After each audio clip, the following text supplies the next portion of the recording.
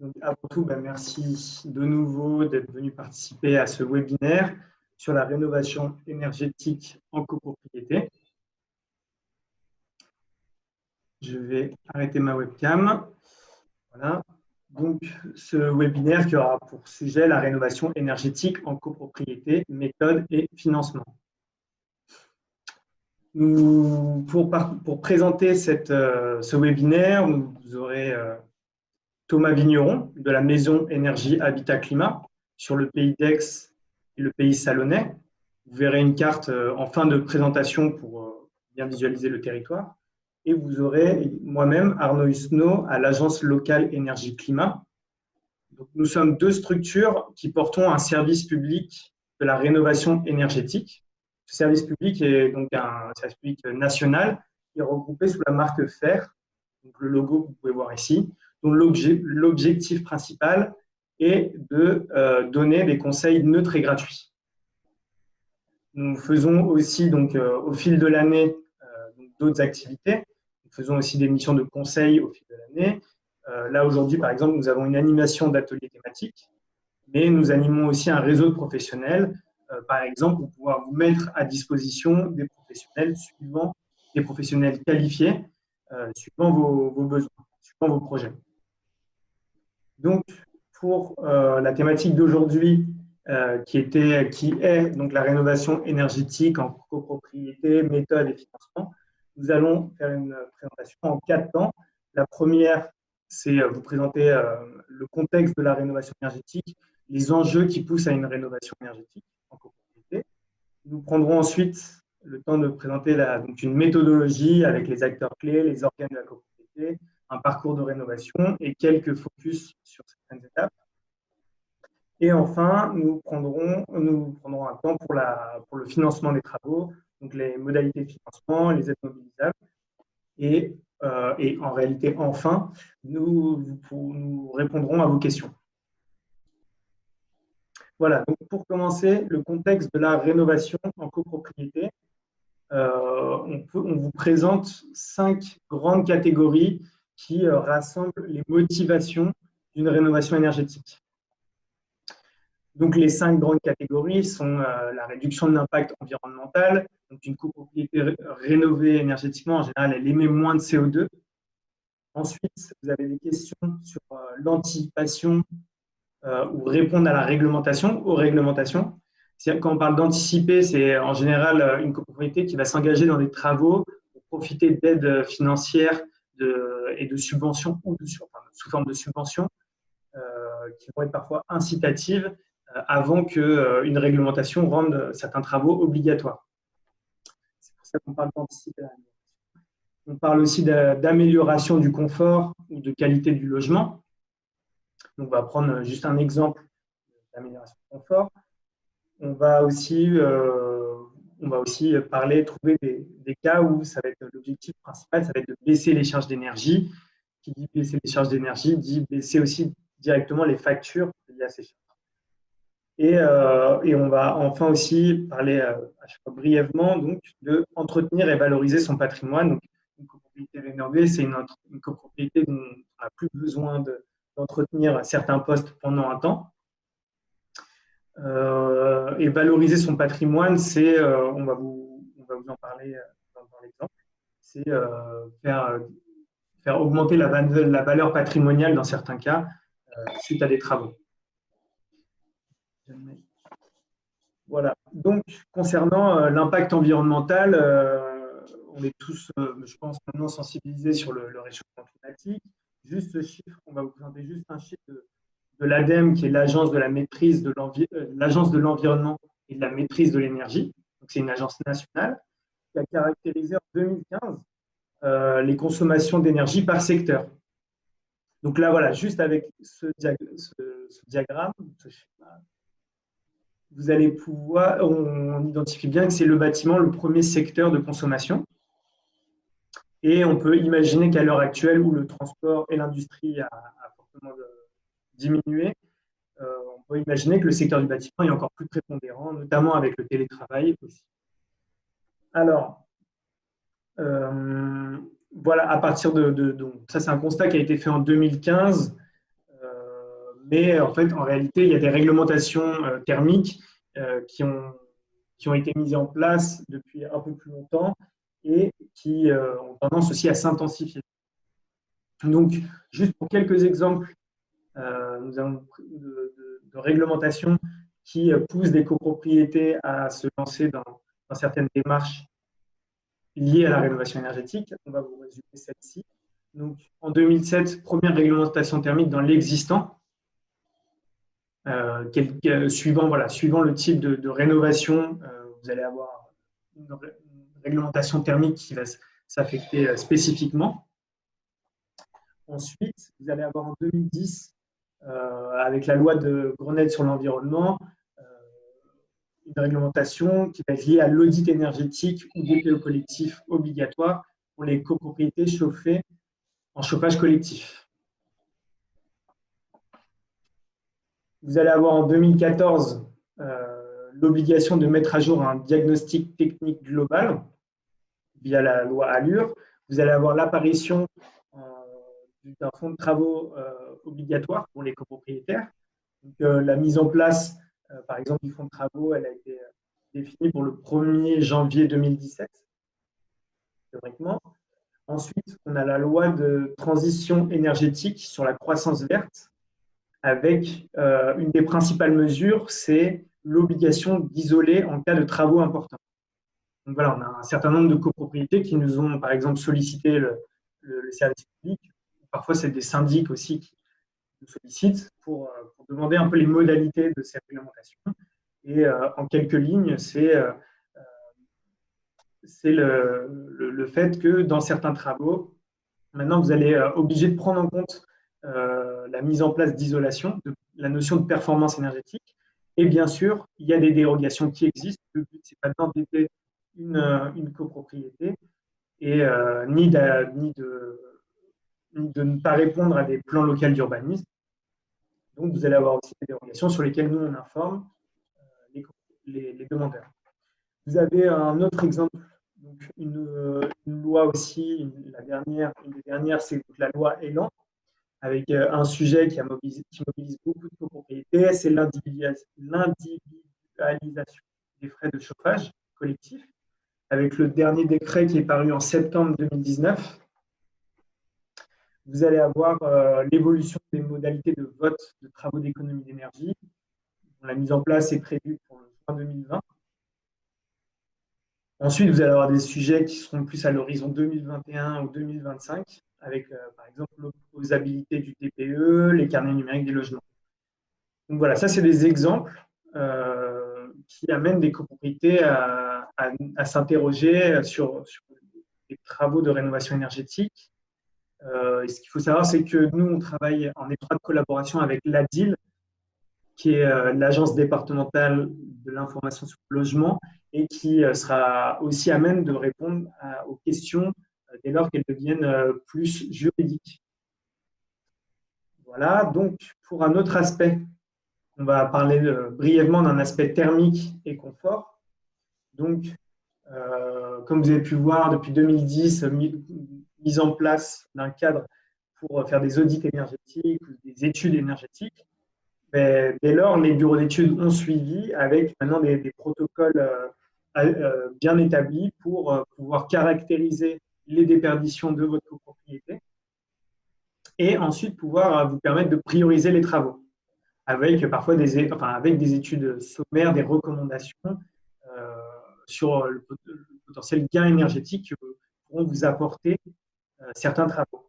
Donc là, dans cet exemple, il ne s'agit pas de dire que c'est tout le temps la même situation. Justement, il s'agit de dire qu'une étude énergétique va permettre d'identifier si c'est véritablement 20% des déperditions qui passent par vos fenêtres pour votre copropriété.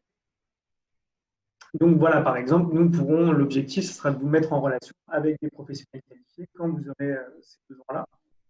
Donc il y a une autre notion ensuite qu'on va aborder brièvement, c'est la notion de confort. Alors le confort, ce qu'il faut savoir, c'est qu'il n'y a pas de confort standard.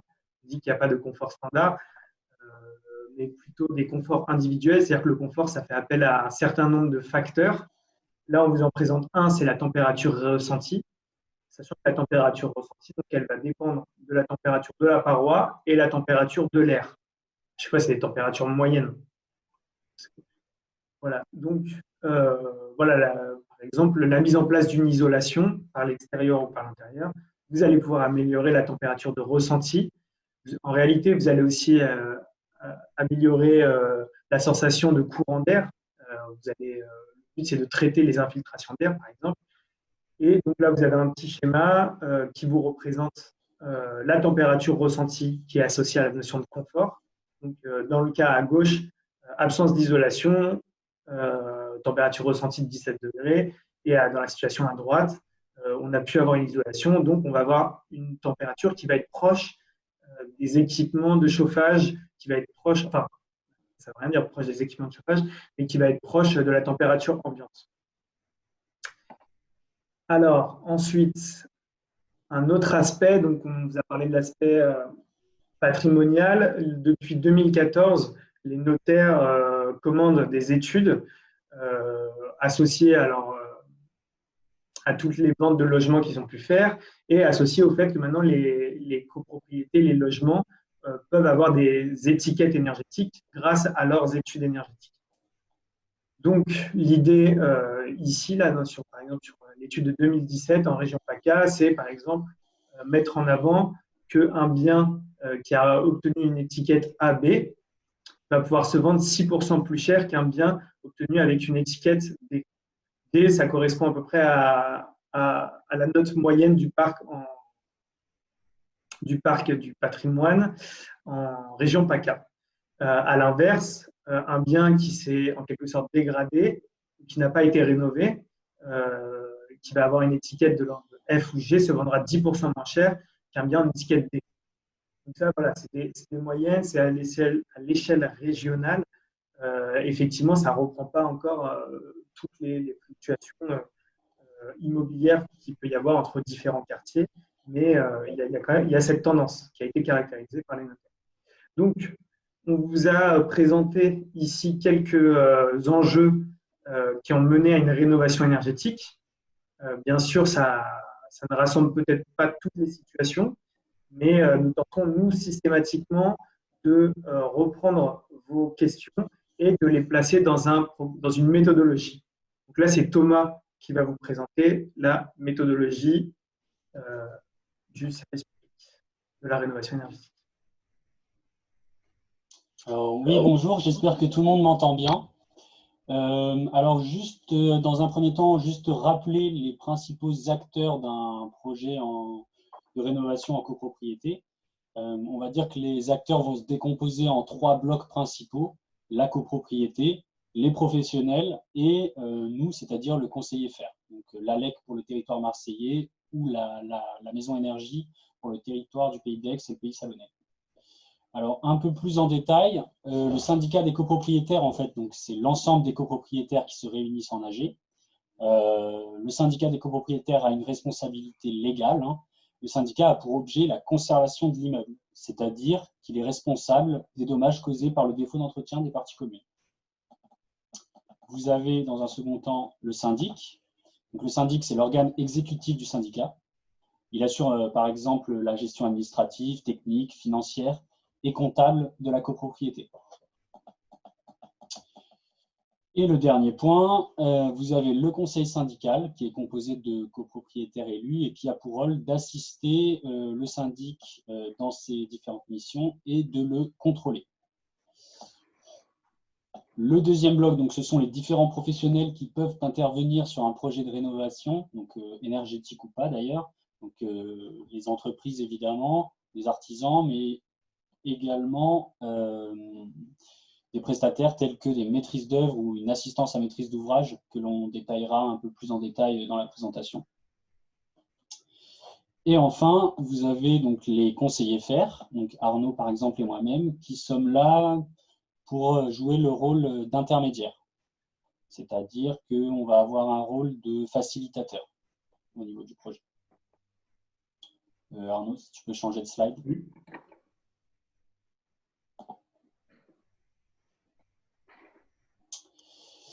Vous voyez à l'écran, on va dire, la décomposition d'un parcours de rénovation complet et performant tel que nous l'envisageons. Donc évidemment, c'est une indication. Si la copropriété a déjà réalisé une étude énergétique, on peut très bien commencer l'accompagnement à partir de cette phase-là. Mais on va dire dans l'idéal, un projet de rénovation énergétique performant et bien construit va se décomposer en 3 étapes. Donc une étape de préparation du projet, une étape d'étude énergétique et une étape travaux. Alors, donc à chaque étape, vous pouvez être accompagné par un conseiller FAIRE. Alors pour entrer un petit peu plus dans le détail, donc la phase de préparation, ça va surtout être dans un premier temps un temps d'échange, notamment entre nous et le conseil syndical et le syndic, pour aider la copropriété à formuler ses besoins et ses objectifs. Ça va nous permettre de comprendre les problématiques. Et une fois que ces objectifs, ces problématiques, elles ont été clairement définies, il y a un second temps où on va essayer d'intéresser, de mobiliser les copropriétaires sur le sujet et leur permettre de se saisir du coup de la problématique via notamment des ateliers d'information. Donc, des ateliers d'information, des conférences, des salons, ça peut être sous plusieurs formats et sur plusieurs thèmes. La phase 2, donc c'est la phase étude énergétique, donc je détaillerai un peu plus en détail après.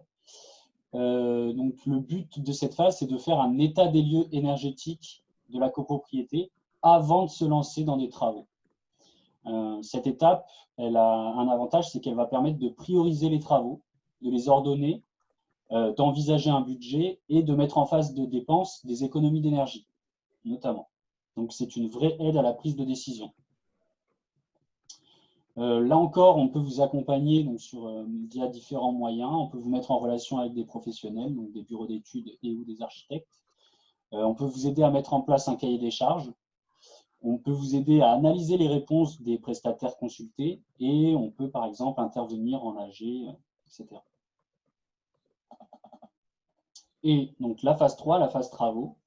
Donc, selon l'envergure des travaux et notamment le souhait de la copropriété, il y aura soit une sélection d'entreprise, soit la sélection d'une maîtrise d'œuvre, voire d'un assistant à maîtrise d'ouvrage.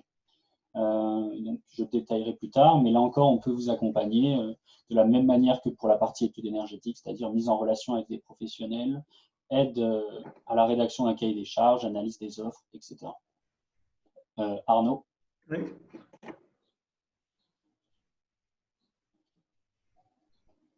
Ah, excusez-moi.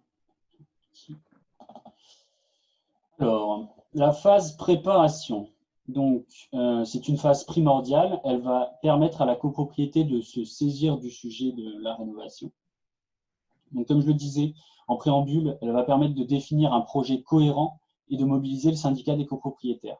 Donc, ça va pouvoir être fait grâce à différents moyens ou outils. Donc, les ateliers d'information qui pourront être, par exemple, sur les aides financières, des conférences, des petits outils informatiques, comme par exemple le BIC, donc le bilan initial de copropriété, ou le BES, donc le bilan énergétique simplifié, qui vont permettre de rassembler des informations sur la copropriété et notamment des documents qui pourront servir plus tard, notamment dans la consultation des bureaux d'études pour la phase d'études ou pour la consultation de la maîtrise d'œuvre. Donc, grosso modo, cette phase, elle peut se synthétiser en quelques mots-clés. Elle va permettre de mobiliser l'ensemble des acteurs du projet, de créer une dynamique. Elle va permettre aux copropriétaires de participer à des ateliers thématiques. Elle va permettre d'évaluer les consommations de chauffage et de CS, les dysfonctionnements et les pathologies éventuelles.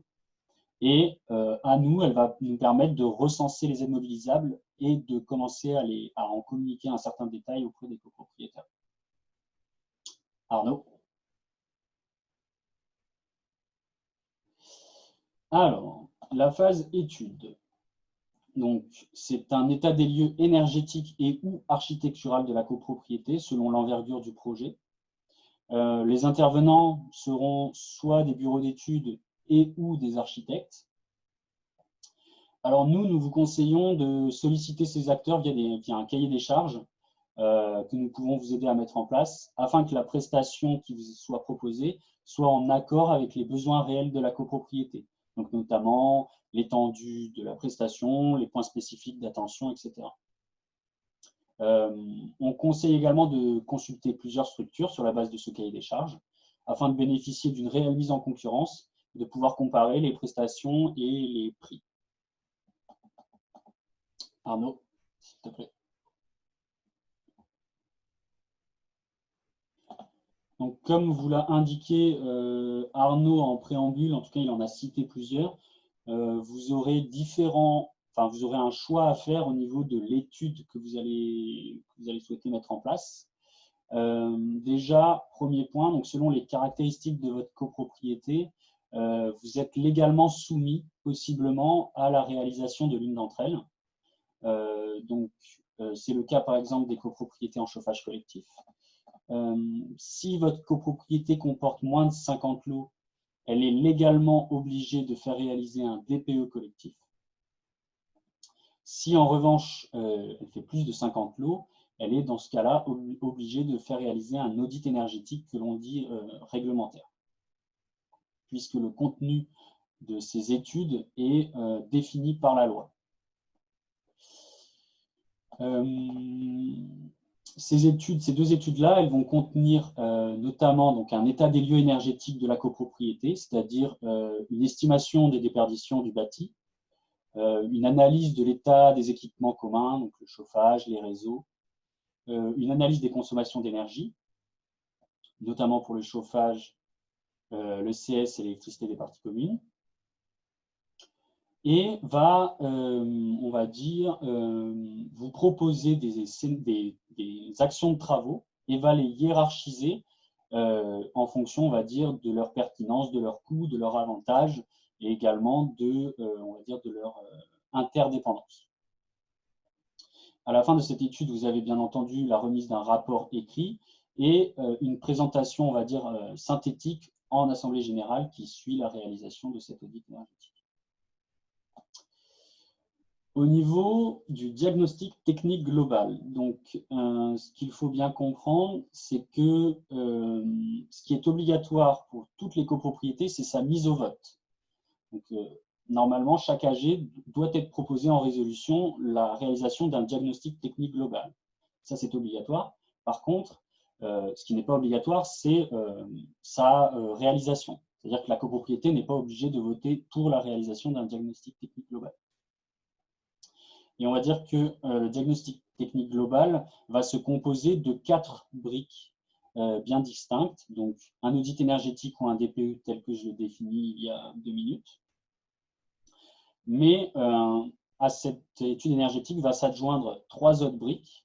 Une partie, on va dire, d'analyse réglementaire ou légale sur le respect des obligations du syndicat des copropriétaires. Donc, ça va être est-ce que la copropriété est bien inscrite au registre national des copropriétés?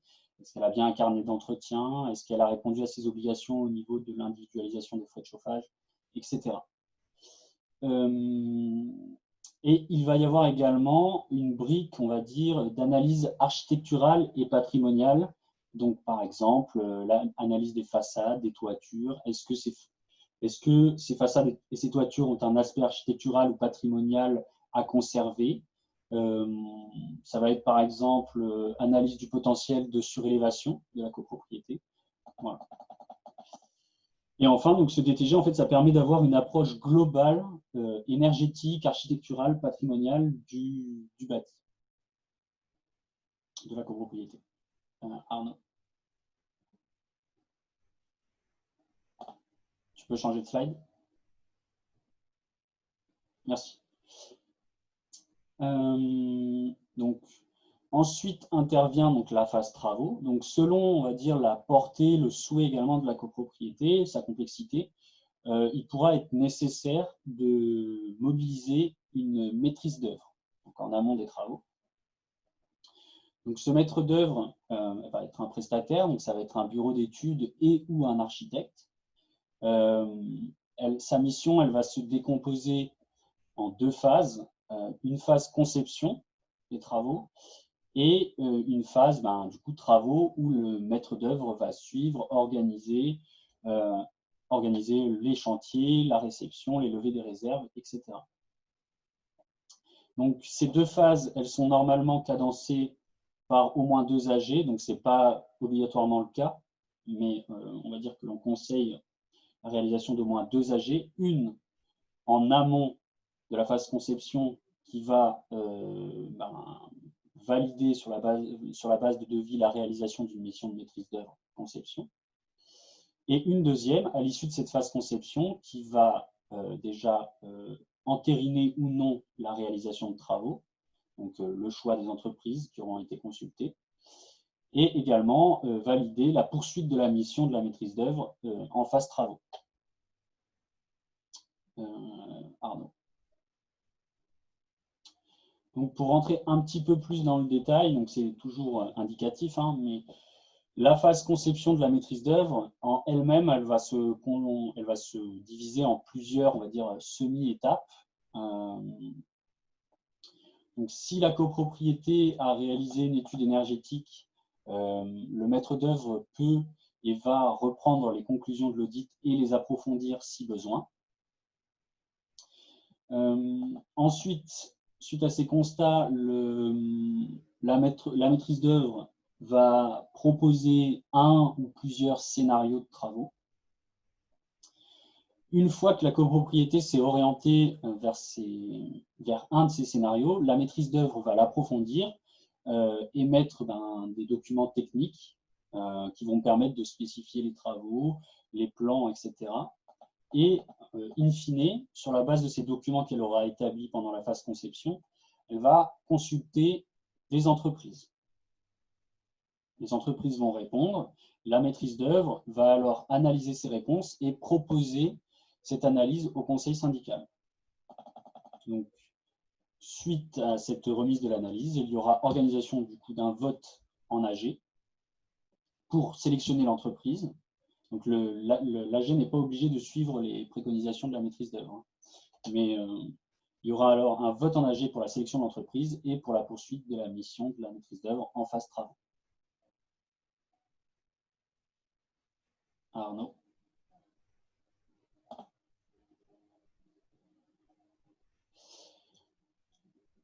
Je vais maintenant un petit peu m'attarder sur une prestation d'assistance à maîtrise d'ouvrage, que l'on résume par l'acronyme AMO. Donc c'est un prestataire qui est expert sur un certain volet et qui va intervenir sur des points spécifiques quand le maître d'ouvrage estime qu'il n'a pas les compétences suffisantes. Par exemple, une mission d'assistance à maîtrise d'ouvrage que l'on retrouve souvent dans des projets de rénovation énergétique en copropriété, c'est l'AMO d'ingénierie financière. Donc, grosso modo, c'est un expert dans le domaine des aides financières dédiées aux travaux de rénovation énergétique notamment, et qui va permettre, donc, par exemple, en amont des travaux, de réaliser des plans de financement, c'est-à-dire de présenter aux copropriétaires une simulation des coûts de travaux et de leur quote-part individuel. Donc, elle va également permettre de calculer les aides financières et de présenter aux copropriétaires leur reste à charge individuel une fois les aides déduites. Ils peuvent également incorporer tout ce qui est prêt collectif, prêt avec remboursement des intérêts, etc. Donc, c'est une vraie aide à la prise de décision avant le vote des travaux. Et pendant la réalisation des travaux, cette assistance à maîtrise d'ouvrage d'ingénierie financière, elle peut aider à monter les dossiers d'aide financière, donc déjà les aides collectives, notamment les C2E dont on parlera un petit peu après.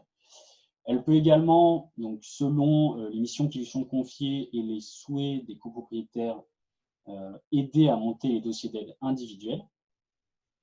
Et enfin, donc ça c'est un point à ne pas négliger, elle peut assister la copropriété pour monter des éventuels dossiers de prêt collectif. Donc ça, c'est un point important à souligner. Arnaud. Alors juste un petit focus sur le vote des travaux. Donc La mise en concurrence est obligatoire si le montant dépasse le seuil qui a été fixé en AG. Donc en général, pour des travaux de rénovation énergétique, c'est souvent le cas. L'établissement de l'ordre du jour, il est initialement préparé via une concertation entre le syndic et le conseil syndical, mais tout copropriétaire peut abonder et ajouter des points spécifiques à l'ordre du jour. La convocation à l'AG doit avoir lieu impérativement 21 jours avant la réunion et les conditions essentielles des marchés doivent être jointes, donc notamment tout ce qui est devis ou proposition de prestation. Et enfin, le vote en AG. Donc, selon la résolution, la majorité à prendre en compte ne sera pas la même. Par exemple, tout ce qui est majorité pour des études, donc audit énergétique, DPE ou DTG, se font à la majorité à l'article 24. Tout ce qui est travaux de rénovation énergétique se font à la majorité absolue de l'article 25.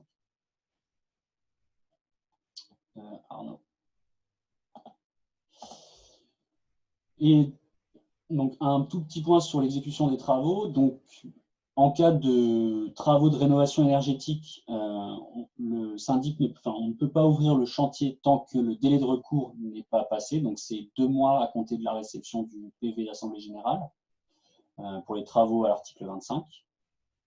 Il faut également recouvrir les codes-parts des copropriétaires selon les modalités qui ont été définies en AG, donc au niveau des appels de fonds, et à l'éventuelle obtention d'autorisation d'urbanisme, selon du coup, le type de projet de rénovation énergétique que vous envisagez d'effectuer.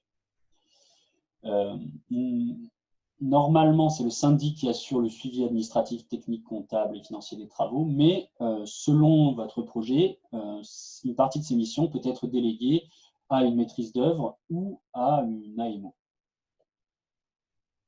Voilà. Donc maintenant, on va s'attarder un petit peu sur les aides financières. Je vais laisser la parole à Arnaud.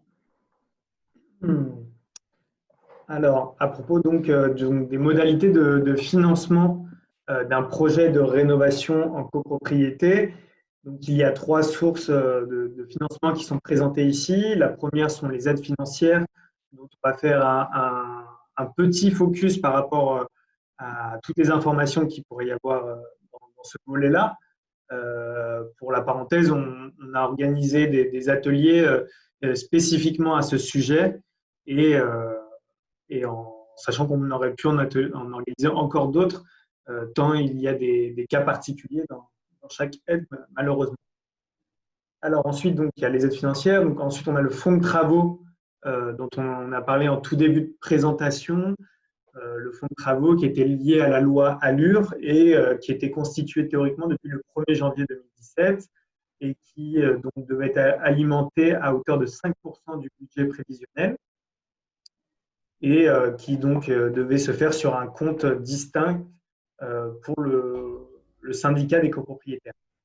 Pour la parenthèse, ce fonds de travaux n'est pas obligatoire pour les copropriétés de moins de 10 lots ou pour les copropriétés ayant réalisé un DTG, diagnostic technique global, évoqué précédemment, et dont le DTG évoque qu'il y a une dispense pour les 10 prochaines années. Donc, il y a une 3e modalité, c'est donc l'appel de fonds exceptionnel qui est géré par le syndic. Donc, une notion importante pour les modalités de financement en copropriété, c'est l'évaluation de la quote-part. Donc, c'est le règlement de copropriété qui l'a défini. Ça définit donc la participation de chaque copropriétaire. Cette quote-part, elle est associée à chaque fois à des charges concernées. Donc, elles sont bien précisées dans le règlement de copropriété. Une notion importante aussi, c'est la notion d'éco-conditionnalité, c'est-à-dire que lorsque vous allez demander, par exemple, des aides financières, il y a 2 critères qui vont être vérifiés systématiquement. C'est la notion de RGE, donc ça c'est la qualification du professionnel qui réalise les travaux. Donc RGE, reconnu garant de l'environnement. Et la deuxième notion, c'est la performance technique. C'est-à-dire que maintenant, l'objectif, c'est que ce soit votre maîtrise d'œuvre ou l'artisan, on doit vous proposer des équipements performants pour pouvoir bénéficier d'aide, notamment. Donc, un petit focus sur les aides financières. Là, ce tableau, l'objectif, c'était de vous montrer qu'il y avait 3 types d'aides. Les premières en gris sont les aides sous forme de subventions. Donc, là, vous pouvez les retrouver. Enfin, les noms principaux, c'est l'ANA, Agence nationale d'amélioration de l'habitat. Ensuite, vous avez, je ne vais pas forcément tous les détailler ici. Ensuite, vous avez donc d'autres aides qui sont sous forme d'aide fiscale. Donc, crédit d'impôt résiduel, TVA, taux réduit. Et vous avez ensuite les aides sous forme d'emprunt. Donc, ces aides, elles se déclinent aussi en fonction du fait que vous soyez copropriétaire occupant ou copropriétaire bailleur. Vous n'allez pas avoir droit aux mêmes aides. Vous allez aussi avoir la notion d'avoir des aides qui vont être collectives ou individuelles. Donc là, on va vous les présenter sommairement. Donc, les aides collectives, vous avez donc l'aide de l'ANA, une aide qui est assez spécifique, qui s'appelle Habiter mieux copropriété, qui est destinée aux copropriétés fragiles. Donc, ça, c'est un des multiples critères, c'est vérifier que votre copropriété a un taux d'endettement entre 8 et 25% ou 8 et 15% sur le nombre de lots que vous êtes. Donc, ça, on le fait avec vous et le syndic. Et à la fois, il faut que ça corresponde à des projets ambitieux. C'est-à-dire qu'il faut que votre copropriété, elle parte sur un gain énergétique de 35% à l'issue des travaux. Donc, l'objectif, c'est aussi de financer ces travaux conséquents. Donc, mais c'est un projet assez spécifique, assez délicat à mettre en œuvre, mais on y arrive sur notre territoire. Vous avez ensuite donc, les certificats d'économie d'énergie qui ont été évoqués précédemment. Ça correspond à une obligation des entreprises polluantes de subventionner les travaux d'économie d'énergie. Donc voilà, par type de travaux, vous allez avoir une subvention.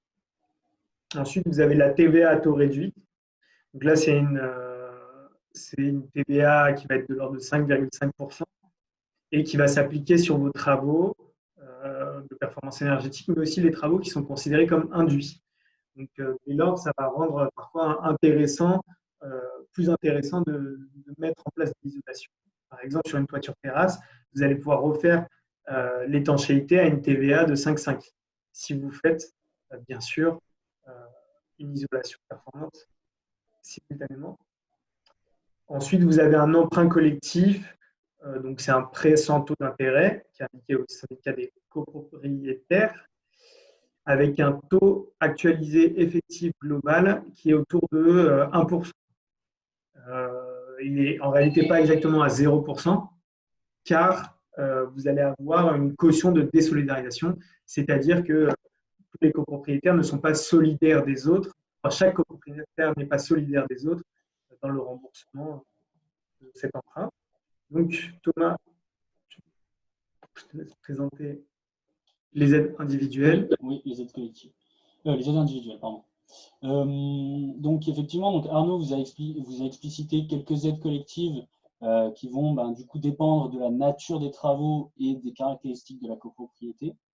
Donc, il faut savoir qu'il existe également des aides individuelles qui vont, elles, évidemment dépendre du type de travaux, mais également du statut, entre guillemets, de chaque copropriétaire, c'est-à-dire si le copropriétaire est bailleur, s'il est copropriétaire occupant en résidence principale ou en résidence secondaire, et également des revenus.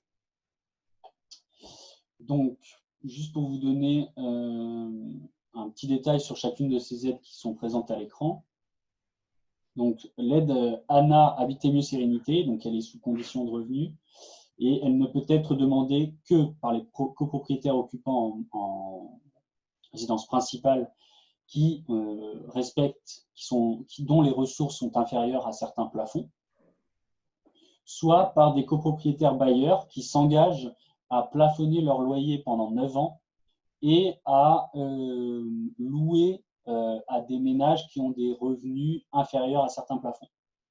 Il y a également un gain énergétique minimum qui doit être atteint par les travaux, donc 25% si vous êtes un copropriétaire occupant en résidence principale et 35% si vous êtes bailleur. Ensuite, vous avez MaPrimeRénov' et le crédit d'impôt. Donc en fait, ce ne sont pas les mêmes aides, mais elles vont être, comment dire, concomitantes. C'est-à-dire que si vous êtes un ménage considéré comme très modeste ou modeste, vous allez pouvoir demander MaPrimeRénov'.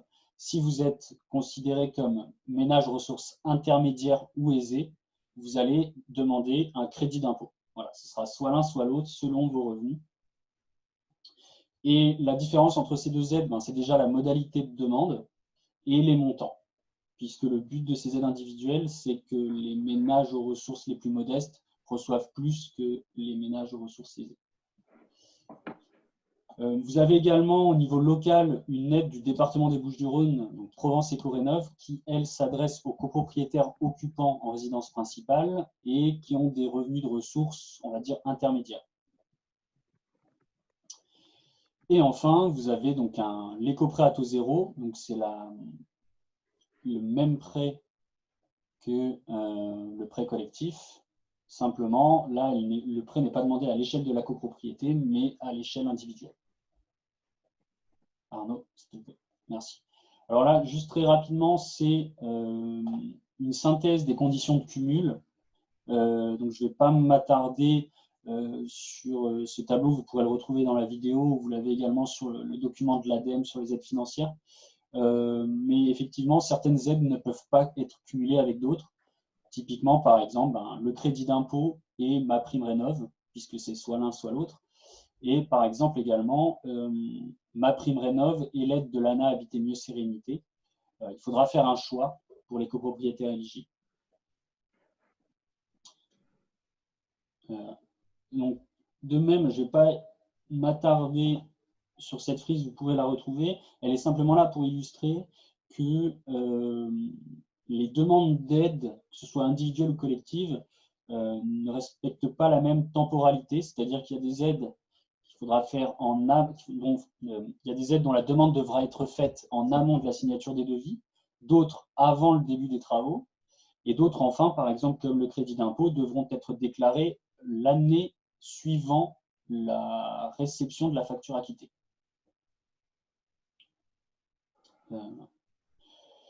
Alors ici, un petit exemple de ce que peut, on va dire, représenter une ingénierie financière sommaire. Je parle bien de sommaire. Donc c'est un exemple d'une copropriété que je suis en train de suivre donc, sur Aix, qui est en phase conception de maîtrise d'œuvre. Donc les travaux envisagés sont l'isolation des planchers bas, la réfection des réseaux et leur calorifugage, pour un budget d'environ de 200 000 €. Donc, ce qu'on peut voir, c'est que donc, il y a, on va dire, 4 catégories de copropriétaires, et en fonction de la catégorie à laquelle les copropriétaires appartiennent, il y aura plus ou moins d'aide financière. Donc, par exemple, dans le foyer ménage numéro 1 qui correspond aux propriétaires bailleurs et propriétaires occupants dits aisés, la seule aide mobilisable est l'aide collective les C2E, donc l'aide des fournisseurs d'énergie. Le foyer ménage numéro 2 qui correspond à un ménage aux ressources intermédiaires pourra en plus solliciter l'aide du département. Et enfin, les foyers de ménage numéro 3 et 4, qui sont les ménages aux revenus entre guillemets modestes et très modestes, pourront en plus solliciter l'aide de l'ANA Habiter Mieux Sérénité. Donc tout ça pour dire que en fonction de vos revenus, vous pouvez avoir des montants d'aide qui peuvent représenter 15, 30, 70, 90% de votre quote-part. Arnaud. Voilà, donc à propos donc du suivi que nous réalisons avec vous, avec les copropriétés, nous utilisons donc un outil qui s'appelle Coach CoPro, qui est un outil national qui est utilisé par donc, les structures de services publics de rénovation énergétique. Vous pouvez, là c'était juste une diapositive pour vous dire, vous pouvez saisir vos projets de copropriété directement sur le site si jamais vous ne souhaitez pas forcément passer par un numéro de téléphone ou par un mail pour nous poser vos questions. Donc voilà, vous allez pouvoir retrouver ce lien ici. Vous allez pouvoir avoir aussi réponse à quelques questions ou accès à quelques documents si Donc, nous allons aussi conclure donc, cette présentation avec nos coordonnées. Et sur cette carte, vous pouvez voir à qui se référer, suivant que vous êtes sur le pays d'Aix ou le pays salonnais, ou sur le territoire de Marseille-Provence et du pays d'Aubagne et de l'Étoile. Pour l'instant, nous n'avons pas forcément de coordonnées pour le territoire de Est-Ouest Provence, au pays de Martigues, où vous pouvez nous demander pour qu'on vous les transmette, mais en tout cas, on ne les a pas renseignés là-dessus, sur cette présentation. Donc, si vous avez des questions, c'est le moment. On est désolé d'avoir dépassé un peu sur notre temps. On avait misé. Et voilà. Donc, Jérôme, tu peux te prendre la parole si tu as vu quelques questions. On vous laisse 10 minutes pour poser vos questions et on vous remercie pour votre attention par ailleurs.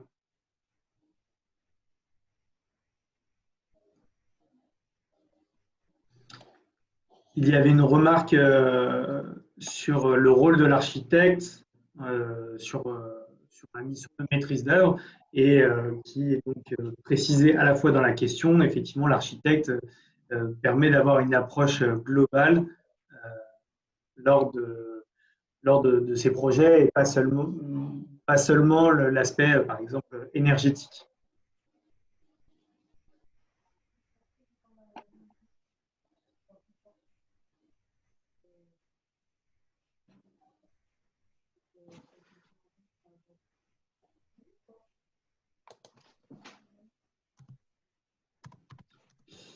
Alors, pour les questions, donc si Jérôme, alors je vais les reprendre directement. Donc, dans l'ordre, le crédit d'impôt ne doit-il pas être modifié pour devenir sous condition de ressources? Alors, il y a une partie, effectivement, des aides financières qui étaient assujetties au crédit d'impôt, qui maintenant le seront que sous condition de ressources. Mais il reste encore quelques aides du crédit d'impôt qui ne sont sans condition de ressources. Je peux apporter un complément si tu veux, Arnaud. Oui. Donc, en 2019, le crédit d'impôt à la transition énergétique pouvait être demandé par n'importe quel copropriétaire occupant sans condition de ressources. Et on va dire que le montant du crédit d'impôt était le même, quel que soit, même s'il y avait des petites disparités, mais était approximativement le même, quels que soient vos revenus.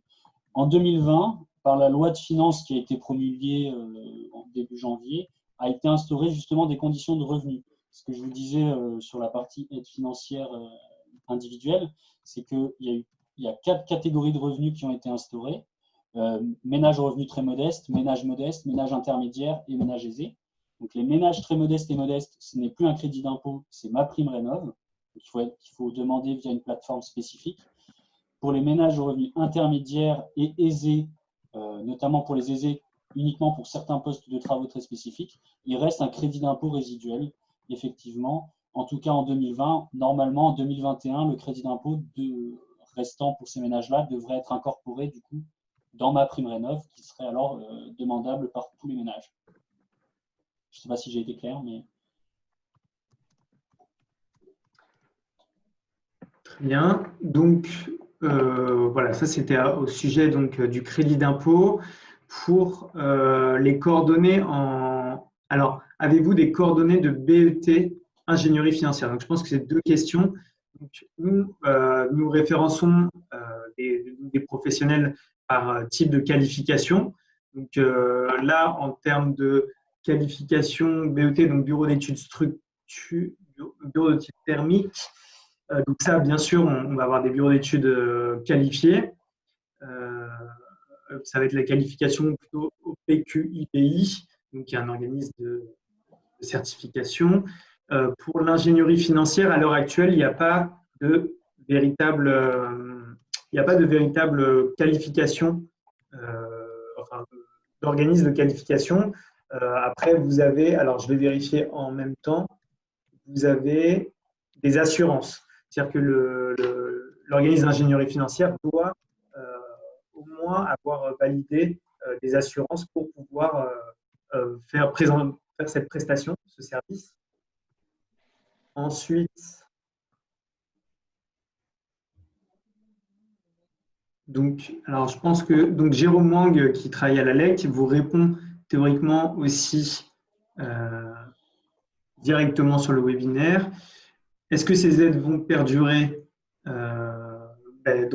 Voilà, la tendance, c'est plutôt, vous avez un certain nombre… Oui, Thomas? Non, pardon, excuse-moi, je voulais…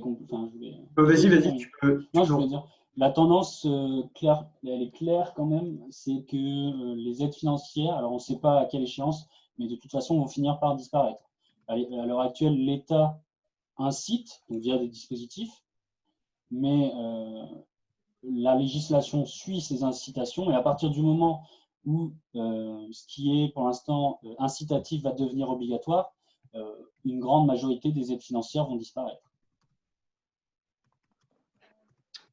Et on n'a pas de visibilité au niveau temporel sur les modifications des aides financières. Malheureusement, le crédit d'impôt, c'est les lois de finances qui sont promulguées chaque année. Au niveau des aides locales, il y a des votes de budget chaque année également. Les C2E, on a un peu plus de visibilité. Donc déjà, en l'occurrence, normalement, ça devrait être prolongé le dispositif actuel jusqu'à fin 2021. Et après, il y aura peut-être des modifications. Voilà. Alors, concernant donc les autres questions, donc nous avons peut-on revoir en replay les précédents webinaires de la LEC, notamment celui sur le confort d'été? Donc ça va être oui, ça va être disponible. Si jamais vous ne le recevez pas, vous nous posez la question et à l'adresse mail qui est affichée sur notre écran. Et vous allez retrouver et on pourra vous transmettre donc, ces webinaires. Ensuite, nous pouvons fournir une liste de professionnels sur simple demande en nous écrivant par mail. Donc ça, c'est la réponse à une question. Merci. À quelle adresse mail? L'adresse mail, donc c'est celle qui est inscrite. Donc c'est copropriété au pluriel @alecmm.fr si vous êtes sur le territoire de Marseille, Provence, Pays d'Aubagne, et info énergie CPIE-6 PayDex.com si vous êtes sur le territoire du Pays d'Aix et du Pays Salonnais. Alors. Je vois qu'il y a pas mal de gens qui posent des questions sur les aides financières. Donc, vous pouvez trouver sur le site de l'ADEME un document synthétique qui résume les aides financières au niveau national. Donc, crédit d'impôt ou prime rénov, TVA, éco-prêt à taux zéro, C2E. Et qui donc notamment indique les plafonds de ressources, les modalités de demande, etc. et met en lien également les textes réglementaires si vous voulez creuser la question.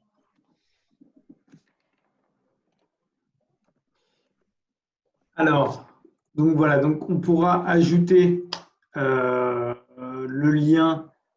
Donc voilà, donc vous avez l'adresse, nos coordonnées qui sont maintenant inscrites un peu partout. Que ce soit à l'écran ou dans le questionnaire, pour pouvoir pousser un peu plus loin vos questions et répondre plus particulièrement à votre projet.